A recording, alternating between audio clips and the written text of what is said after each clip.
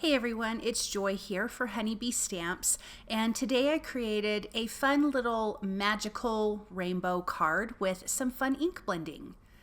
I don't feel like I've done like ink blending in a really long time, and I've done it, but not like that's the main thing about the card, so I thought that would be a fun thing to do. You know, it's super simple, but it really is, it adds a lot to your card. So I'm going to do some ink blending. I will be using Mermaid Lagoon, Wilted Violet, and Kitsch Flamingo. I want to bring the purples in. I feel like that makes it feel a bit magical. So this is going to be our background.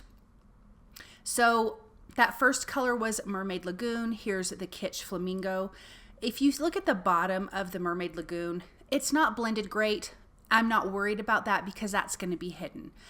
And then where I'm meeting the two colors together, of course, I want to overlap and get another fun kind of color, of course, purple. And I'm cleaning up my work surface in between just so I don't contaminate the colors as I'm going back and forth, so I don't mix it where I don't want it to be mixed. So I'm blending it a little bit more, and as you can see, now it has this really nice blend in the center. I'm also going to be adding some clouds to the background. I'm using the Wispy Clouds Stencil. And I do have a little bit of tape off to the sides of my card panel just to hold the stencil in place a little bit, but I am going to be moving it around and just stenciling specific clouds. And I'm using the Wilted Violet for that.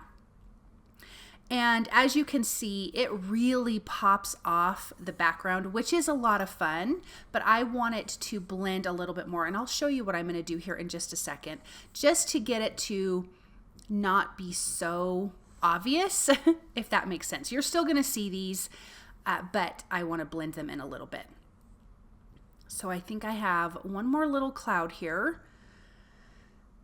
And then look at that background. Isn't that fun? Now I'm going to take those same colors that I blended on the background, and I'm going to go over the bottom parts of the clouds. And then as you can see, that softens it. It blends the Wilted Violet with the Mermaid Lagoon a little bit more, and then the Wilted Violet with the Kitsch Flamingo. So it just kind of softens the clouds, and now they're not so in your face. I have die cut 2 strips of clouds using the Horizon Slimline borders. I will blend with the same ink colors. This is Kitsch Flamingo and Wilted Violet on this piece of cloud. And then the next piece of cloud will be the Wilted Violet and the Mermaid Lagoon. And I do want to get a nice little blend. I want to make sure that everything looks nice and smooth where it comes together.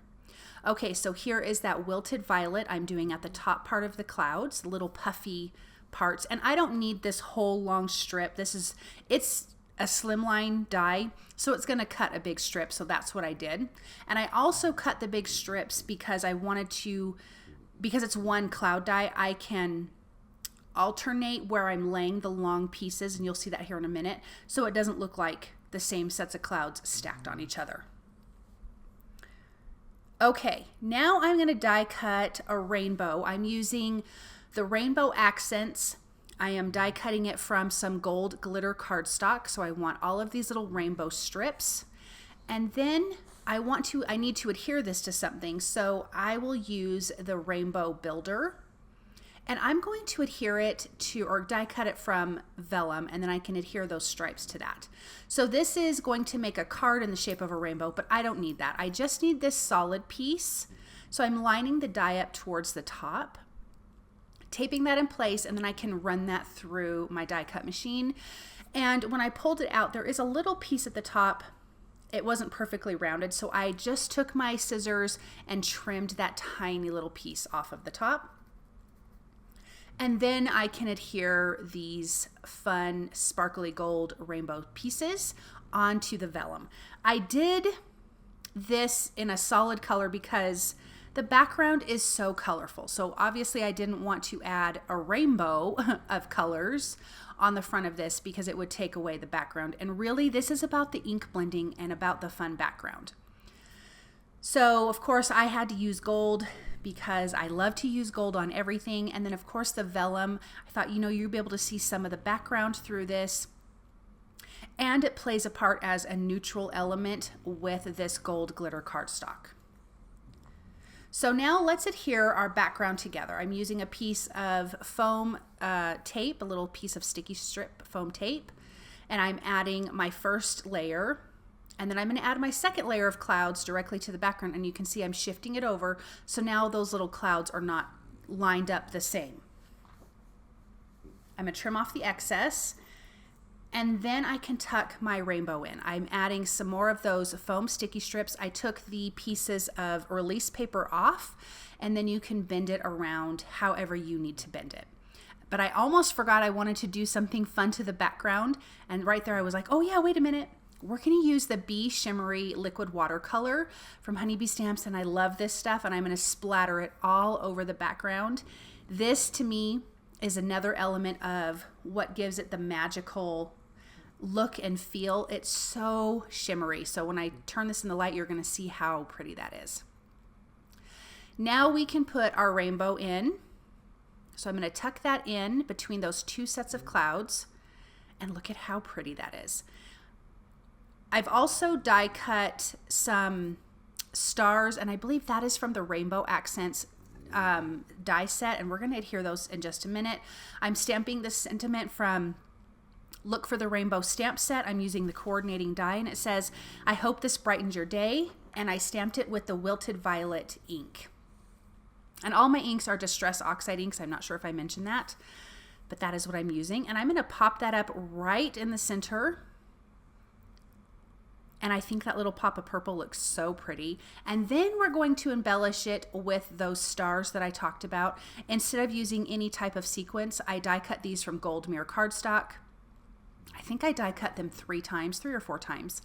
So there is a ton of stars, and I just want to lay them out in little clusters. I'm going to glue those down, and then I'm going to add some more clusters. I wasn't sure how many stars I wanted to put on this background.